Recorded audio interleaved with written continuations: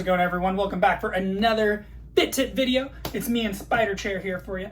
So again, this is another one that I was asked about in the comments of a previous video. What can you do for an at-home workout if you only have light resistance bands and light dumbbells and you don't have access to an actual gym? Great question. You don't actually need a gym. So one of the reasons I go to the gym is more because I like the energy of working out around other people working out. It helps me push myself more. Kind of like you go to the library and it's easier to get in the right mindset to study versus you have to go to a library to study. You can technically study at your, house, in your room, or in your kitchen, whatever. But it helps to be in the right mindset. Now, if that's not available to you, again, like when COVID was locking us all down, gyms weren't really open, I did train at my house. I just used my own little room and I had access to heavier weights. But if you don't have access to heavier weights, that doesn't mean you still can't get a great workout in. So, fun fact, when I filmed this show, when I was this guy, it's morphin' time, yeah, anyway, I'm still a child, I know. I only did bodyweight training for 4 years around a few years before the show and during the show and a few years after, or whatever amount made 4 years. I only did bodyweight training, so I didn't have weights. I just used my own body weight because I had a circus coach who told me to only use my own body weight. But after learning more about physicality, because I understood his point, he's like, you don't want to have weed muscles is what he called them, like in the way for handstands.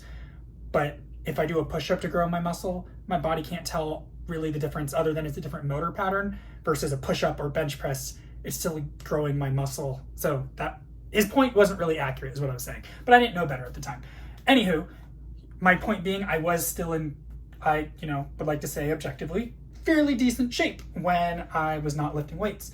It may be a little more challenging as you get stronger because the principle of progressive overload, which I went in depth in a deep dive in my last video, if you haven't seen it yet, was about basically you have to increase the difficulty of your workout to keep getting stronger. So now, if I only have, let's say, this thing, which is a little thing to put a cup on so it doesn't get water on the table, right?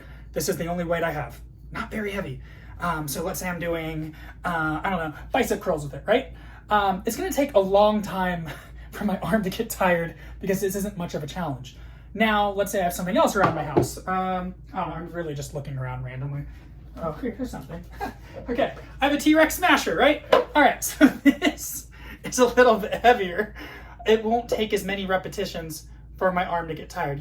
You really didn't expect to see this in this video because I didn't expect to do it until just now.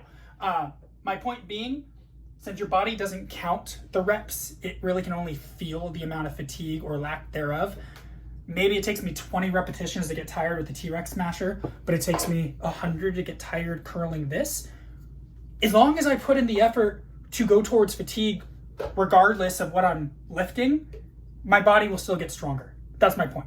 So if I have the time and the patience to do this 100 times, great, I can get stronger. But if I don't have the time and patience, which I don't, it's more the patience than the time, I may use my T-Rex smasher or a gallon of water or a jug of milk or, whatever weights you have around the house, but just something a little heavier that can get you to fatigue faster. And again, you can always use gravity to increase the challenge. Because what is a weight? A weight really, as far as your body's concerned, is enhanced gravity, right? So me doing a bicep curl without anything in my hand, if I can track properly, gravity is still pushing down on my arm. Granted, it's not that heavy if I do this with no weight, but if I put my arm, straight out, let's say I'm doing front delt raise, this can get tiring after a while, even with no weights. Or doing shoulder circles, or if you've ever done the shoulder shrugs, after 20, 30 reps, or maybe even less, you start feeling it a bit. So you don't necessarily even need a weight to make it harder, but then if you add something, it gets challenging. Holding Naruto can get heavy if I hold him for a while. It may take several minutes, but my point being, the challenge will, eventually gravity will start fatiguing my muscle without anything in my hand, or if I add something to my hand, it will challenge it even more. So use what you have at your house and try to find things that you can utilize for specific exercises, or just make the individual exercises harder. So if you don't have a lot of weights for doing squats, right? You can try doing one-legged squats. Use a wall to help you balance, put a leg out in front of you, and then do a squat. you know, that can make it harder. So you're finding newer ways to challenge yourself. Maybe normal push-ups are easy, so do typewriter push-ups where you go down on one side, shift over, push up, down, shift over, push up. So basically it's not a true one-arm pull-up, but one side is taking more of the load at a time than the other side. So it's a way to increase the difficulty. Or maybe if the dumbbells you mentioned you had are small enough, put both of them in your hands. So one hand is doing 2 small dumbbells, which is heavier than one, and then switch. Take less breaks between sets, so your body has to work harder versus taking a bunch of time off and then it's super easy again. So you want to challenge your body to get increased results, increased strength gains. So yeah, basically anything around your house that you can utilize. If you don't have a pull-up bar, because that's what I would do for my back a lot when I wasn't lifting weights, you could do bent over rows. So again, if I have a dumbbell, let's say, engaging my shoulder, because that's one of the things that your lats do. It's basically pulling shoulders back and together into adduction behind you. A little bit of, I believe, internal rotation if I'm remembering my anatomy actions for the movements.